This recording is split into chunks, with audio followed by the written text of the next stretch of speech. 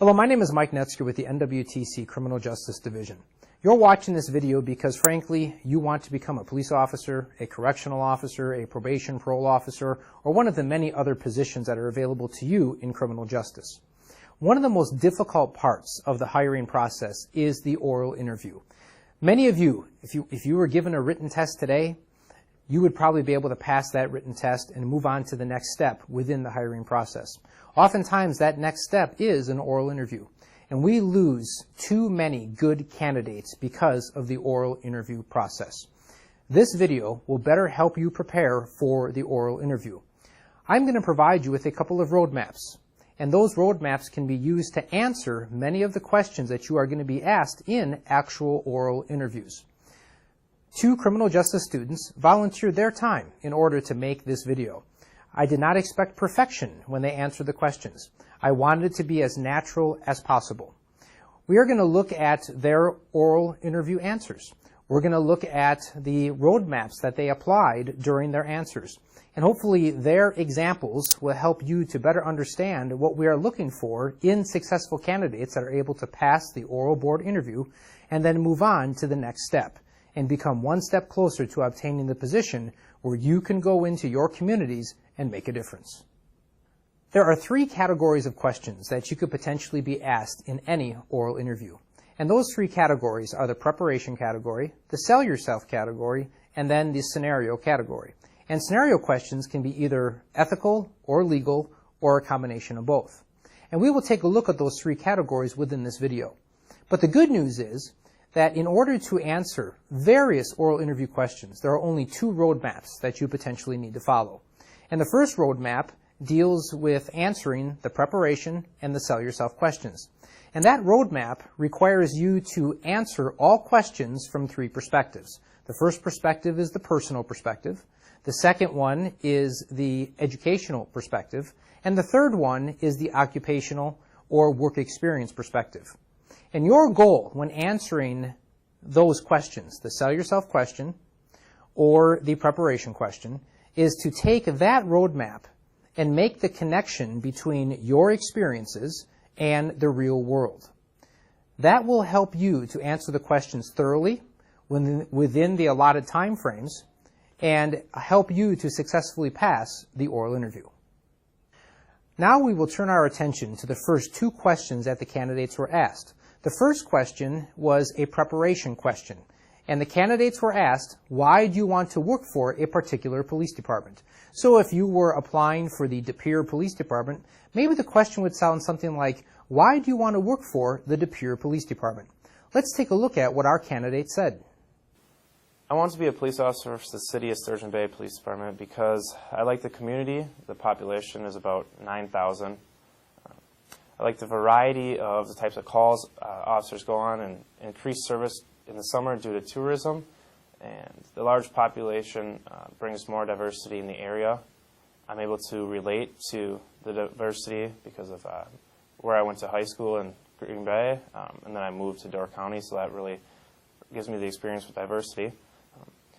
Since of March 2011, I've been a volunteer community service officer for the City of Sturgeon Bay, and being a CSO, it entails responding to non-emergency calls such as parking complaints, animal complaints, welfare checks. I have assisted officers with emergency calls for service, such as assisting on traffic control, injury control for accidents. In my experiences at Sturgeon Bay Police Department, I have discovered that this department offers various opportunities for officers such as Honor Guard, SWAT, Boat Patrol, Dive Team, community policing strategies. In addition to being a patrol officer, making a difference in the community, I would also like to participate in these other opportunities. There are currently 21 sworn officers, 6 supervisors, including the chief. Each officer works a standard 8-hour shift and 5 on, 3 off rotation. As a CSO, I've had the chance to interact with sworn officers alongside them. On my first night as a CSO, I assisted officers on a high-speed chase, which turned out I received a letter of commendation for exceptional assistance. And I lived in Sturgeon Bay for the past 5 years. I'd like to do whatever I can to make a difference in the community. That's why I believe I love to work for Sturgeon Bay Police Department. In addition to the background information that Brendan gave to the board, he also did a very good job of being able to relate his personal experiences in the field from an occupational perspective to the job of police work. He was also able to relate his personal experiences, where he received a letter of exceptional service from the Sturgeon Bay Police Department. So Brendan applied two aspects of our roadmap when answering this question. Now, please also keep in mind, although there are three aspects of the first roadmap that we're talking about, the occupational, the educational, and the personal, he applied two of those. It is not necessary to apply all three aspects of the roadmap because maybe some won't apply. But Brendan did an exceptional job answering that question. Now we're going to take a look at our second candidate, Kelly, and see how she answered the question regarding why she wanted to be a police officer with the Two Rivers Police Department. To be completely honest, I want to be a police officer for the Two Rivers Police Department because I grew up in a really difficult household, and unfortunately my father was an alcoholic and my mother was abusing narcotics. And as a result, police officers came to my home and they were very supportive and encouraging to me. And in particular, when I was at high school, the school resource officer was really the one who made a positive impact on my life. She really encouraged me to talk about what was happening in my home. And she actually listened to me and made me feel like people actually cared about me, and that was something that I didn't feel at home. They made a difference in my life, and I want to make a difference in others. And I have learned that the first responder is the one that can have a really big positive impact on somebody, just like they did for me. Also, regarding the police department, in 2009 and 2010, I had the opportunity to be involved in an internship for the Two Rivers Police Department, where we did ride-alongs, filled out traffic citations, scheduled tavern inspections, and phone follow-up with theft victims. I have also lived in Two Rivers for 10 years, and there are approximately 27 sworn officers that serve about 12,000 people. In my experiences with the department, I'm aware of various opportunities, such as the School Resource Officer Program, DARE program, Bike and ATV Patrol in the summer, and they also share a partnership with Manitowoc's Police Department's SWAT team. I would like the opportunity to participate in these activities as a Two Rivers Police Department officer. I've also seen the community become very diverse, and I have the communication skills necessary to interact with various different cultures. Candidate Kelly did a fantastic job answering the question why she wanted to be a police officer for the Two Rivers Police Department. And she applied two aspects of the roadmap as well. She talked about her personal experiences regarding what inspired her to become a police officer, and she explained how a police officer made a difference in her life, so she, in turn, can make a difference in the lives of others. She also explained her occupational experiences in the form of an internship with the board members. And by sharing that internship experience, she was able to demonstrate to the board how she was able to take those experiences from the real world and be able to apply them to the position of police officer. In other words, she's able to demonstrate that she can do the job. The second question that these candidates were asked during the oral interview process was clearly a sell yourself question. In a sell yourself question, you are able to apply all three aspects of our roadmap: the personal, the academic, and the professional or occupational. The question that these candidates were asked is, what have you done to prepare yourself for the position of police officer? Let's take a look at Brendan's answer. Academically, since August of 2010, I've been enrolled in the NWTC Criminal Justice Program. I will be graduating in May of 2012 with certifiable in the state as a law enforcement officer. The classes I've taken throughout my career at NWTC consist of community policing strategies, professional communications, criminal investigations, and constitutional law, traffic theory also. I've had the chances to apply all these classes to my real-world experiences. For example, in the community policing strategies class, I was involved in a field project that allowed me to use the SARA model to make assessments and recommendations to clean up one of Green Bay area's hotspots, known for prostitution and alcohol drug-related problems. I've also taken the required tactical courses, successfully completed defense and arrest tactics, firearms, professional communication skills, vehicle contacts, and radar. I've been academically successful in all my degree courses with a GPA of 3.5. I have volunteered my time as a role player with the Police Academy for vehicle contacts trainings, and all these experiences have helped me prepare for a career in law enforcement. Now on my occupational side, as I mentioned before, I'm a community service officer with Sturgeon Bay Police Department. As a CSO, I've been promoted to the position of corporal, and I currently supervise 4 CSOs and train them. I also work as a campus security officer at NWTC, where I conduct interior-exterior patrols, building security, monitor cameras, respond to any incidents in the parking lot, including vehicle assist, accidents, escorting students to their vehicles if it's late at night. I also work for PMI Entertainment Group. As a security officer, I work special events at the Resch Center, Shopko Hall, Brown County Arena. And in these positions, I have had the chances to interact with people using my professional communication skills to solve problems and work with the local police departments. For example, I recently assisted the Green Bay Police Department with an accident investigation that happened while I was working at NWTC. They asked me to locate the student that had left the scene to go to class. I located the student, which was a lot bigger than I was. I gained his cooperation using my skills that I've acquired over the years, where I gained his cooperation to come outside with me, and the police ultimately arrested him on a warrant that he had out for himself. Personally, I continue to do what I can to volunteer in the community and make a difference. I've been sent to a bicycle safety course by Sturgeon Bay Police Department, and they taught. I taught a bicycle rodeo for 40 local grade school children. I've also been requested this May to do another course with the YMCA. I've received additional commendations for my performance as a CSO, including my willingness to come in at 2 a.m. to help protect a crime scene. I believe that my educational, occupational, and personal experiences have helped me for this position as a law enforcement officer. Brendan did a fantastic job answering that question. He sold himself. Brendan applied all 3 aspects of our roadmap: the personal, the academic, and the occupational. He expanded and provided practical examples. He shared with him his academic experiences of being in a community policing class and being able to apply the SARA model to the real world and actually help to make a difference. By utilizing the roadmap in that fashion, Brendan is able to demonstrate for the evaluators that he is able to take his experiences, his academic experiences, his educational and his occupational, and apply them to the real world so he can demonstrate to them that he can be a police officer. Well, personally, my childhood experiences shaped me into the person that I am today. And as a result, I have desire to help people and be a role model for others. I've made it a point to associate myself with people who have similar goals and ethics that I do. And I surround myself with family members who are supportive of my goal.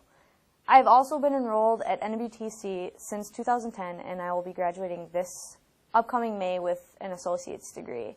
My experiences have allowed me to apply my academics to the real world. For example, in my community policing strategies class, I learned that the first responding officer can have a positive impact and make a huge impact on people and their perspectives of police and if they want to cooperate. I know this to be true based on my own personal experiences and how police officers interacted with me. I accelerated in all the coursework and graduated with high honors. In addition to the internship that I had mentioned before, I've also had the opportunity to participate in undercover drug investigations for the past few months. In this position, I've been involved with working with undercover surveillance equipment and the testing of narcotics. I've also had the chance to work undercover for other local agencies doing underage alcohol stings. For the past year, I've been a security officer for the NWTC Security Department. And in this position, I patrol the campus, escort staff and students, handle parking enforcement, and write reports if needed. One instance in particular allowed me to use my professional communication skills. An instructor contacted me over the phone and asked me if I would remove a student from the lab because the lab was closed. The student was very rude and did not want to leave the lab, but I related to her through humor and provided her with other solutions, such as another lab that would be available to her. She exited the lab on her own, and the situation was handled in a very professional manner. Lastly, I've served as a role player for the Kewaunee County SWAT team, which allowed me to see how SWAT teams train for armed encounters. It's my goal to use my personal, educational, and occupational experiences as a police officer for the Two Rivers Police Department. Candidate Kelly did a fantastic job selling herself. She also applied all three aspects of the roadmap.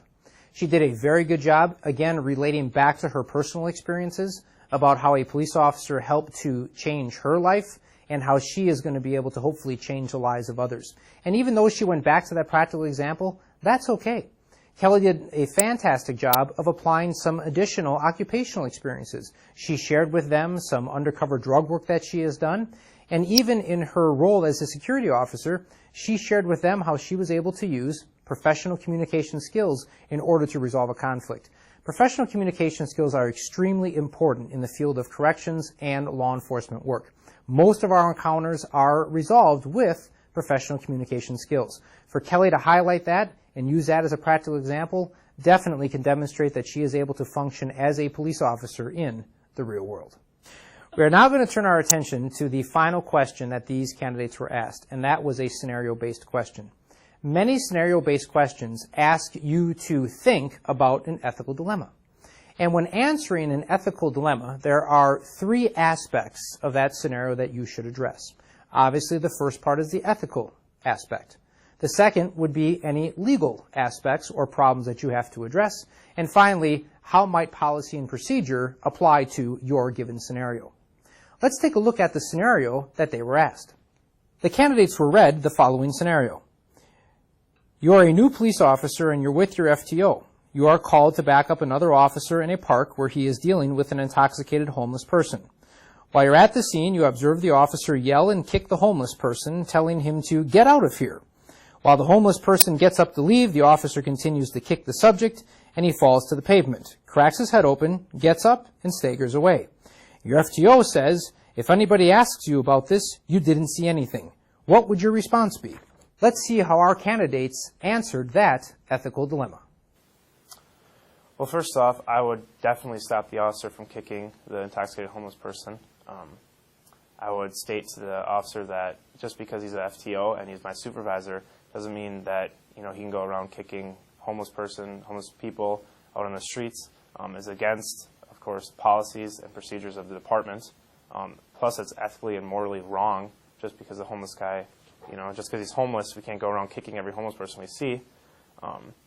I would immediately call for backup in that situation, get EMS out there because the homeless guy, of course, was just beaten up by a police officer.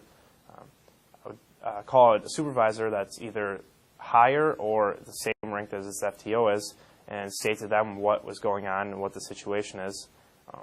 Because I believe that while I'm in the FTO program, they're still going to look at me because I can lose right there. I can be out if I don't say anything about the situation, and he's still got a job. So if I got to save my behind on that part, so I would definitely get a supervisor out there. I say to the supervisor everything that went on, and I tell the officer or my FTO that this is against policies, procedures, and I don't believe in this. So we definitely need to stop this. And I think the best course of action would be get a supervisor out there, another one, state to them what's going on, talk to your chief, captain, internal affairs, whatever you have to do. But as long as you take that initial step and go out and tell another supervisor what is going on and what happened while you were out training with your FTO, you're covering your butt and everything else that's going on.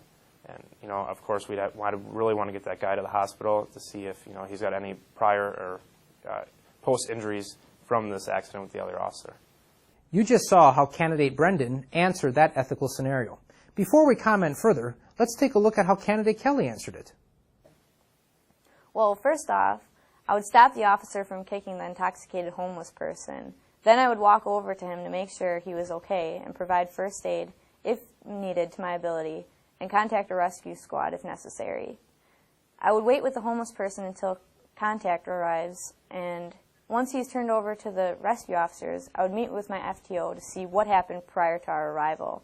I would also determine if the other officer was okay. Once the scene is stabilized and all the steps above have been taken, I would follow through with reporting, including directly to my supervisor and in writing consistent with the department's report writing procedures. Both of our candidates did a fantastic job answering that ethical scenario. They both arrived on scene, stopped the apparent abuse, checked on the homeless person, got EMS rolling so that person can be treated, and they took a stance. And their stance was they were going to follow through and they were going to report. In both of their answers, they addressed all three aspects of our ethical dilemma roadmap. They talked about the potential legal ramifications. They talked about policy and procedure issues. And of course, they also addressed the ethical dilemma. When you answer questions dealing with ethical dilemmas, it is very important that you address all three aspects of this roadmap. And it's what I call the ethical dilemma roadmap. So always when answering ethical questions or scenarios that you're given during an oral interview, make sure that you address the ethical problem, the potential legal problems that exist, and of course the policy and procedure problems that are posed within the scenario itself. By addressing all three aspects of this roadmap, you are able to better answer most scenarios that are given to you and successfully pass the oral board interview. Thank you for taking the time to watch this video, and I hope that the roadmaps that I shared in this video will help you to pass your next oral interview. Now remember, just because you've watched this video doesn't necessarily mean you're ready for the oral interview. It takes practice. Consider many of the possible oral interview questions you could be asked. Consider the questions that were shown in this video. And prepare ideal answers for those questions. Apply the roadmap to your life. And then be able to articulate those questions in front of a board of strangers that you've never met before. Don't be afraid to practice in front of a mirror. That way you can see how people see you. So when your next oral interview comes, practice and prepare. And hopefully this video will help you pass the oral interview and bring you one step closer to obtaining that position in the field of law enforcement. Go out and make a difference.